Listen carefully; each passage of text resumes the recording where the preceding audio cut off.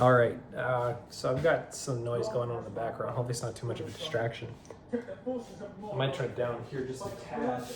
But hear me out, okay? I've got a few things to say. I've really got a few things that I want to get off my brain.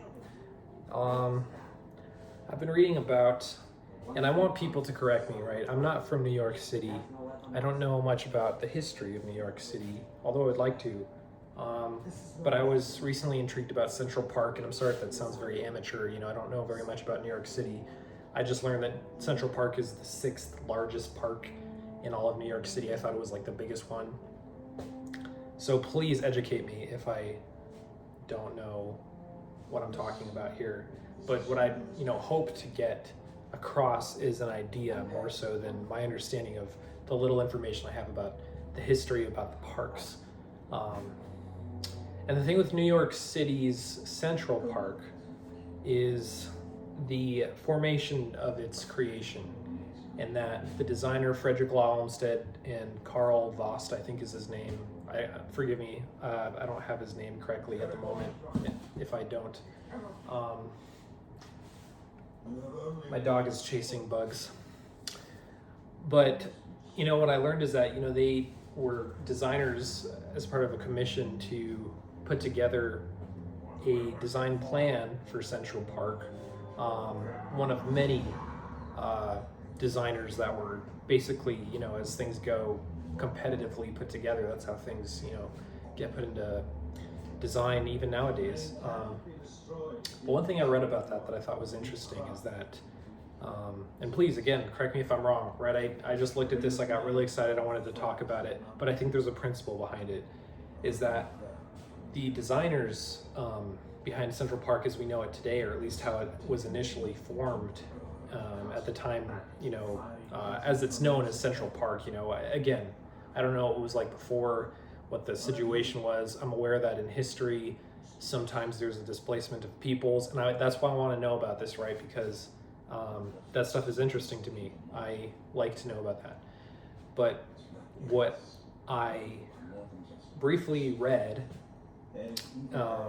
is that these two men had some affiliation with commissioners who were under a specific political party. So the largely reason as to why their design, at least from what I read as an interpretation, this is from the official website too, you can read the Central Park history, and from what I understood is that these men were closely affiliated with the commissioners that had to do with the sort of governance behind the upbringing of the Central Park idea into fruition.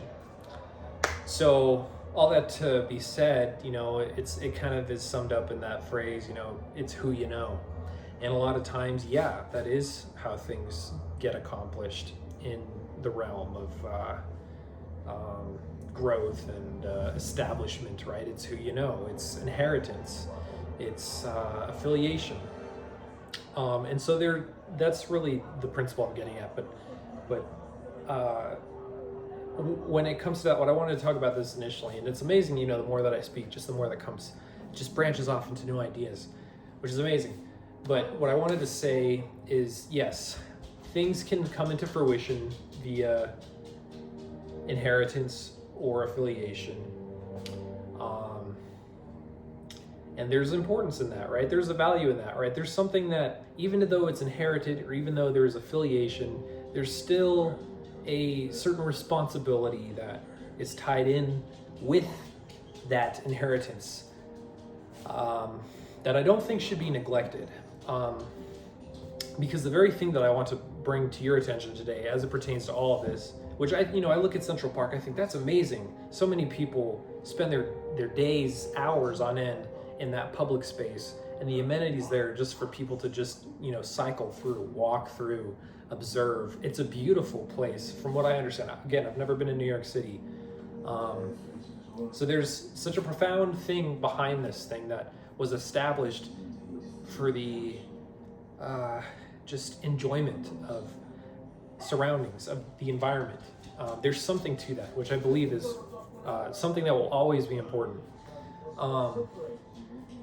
But the responsibility part that I'm getting at when it comes to inheritance and when it comes to affiliation is, even when we look at what's going on in the world today, it's very easy to get caught up in things that are going wrong, situations, and we identify ourselves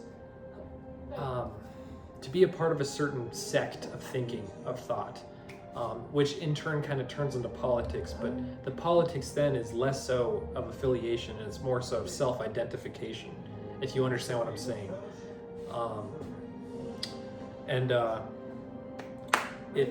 That's where I caution whoever's listening, because essentially, things happen in two realms of thought that I'm getting at right now. Of thought being one of the realms, right? Because you have thought and then you have words, which words can lead to action, right? There's a physical outcome of that, but there's one stemming from the thought, but then there's one immediately stemming from the action. Everything ultimately has a physical outcome, but the physical action, in this sense of what I'm getting at, is less so of a thought and an ideology that one wishes to put themselves into, and more so of saying, where am I right now? Where is my garden? What is my garden? How does it need to be cared for? And yeah, I mean that in the sense of, your garden, your immediate surroundings. You've got some of that to take care of. But I also mean that in terms of your garden is like, if you look at your neighbors as living beings, as plants needing nourishment, or plants needing growth from water that you pour yourself into and you pour into so that they're able to grow and be fruitful, and so that your garden can flourish. And then when your garden flourishes, then people can come to your presence and find the enjoyment of the immediate surroundings, and that the garden that you have put your work into emulates that joy. And I think that it is just very important for everyone nowadays to just focus on their garden, because that is your inheritance. And that, frankly, yes, is your affiliation, because whatever landscape you have, whatever biome you're a part of, you can't help the fact that you are surrounded by others.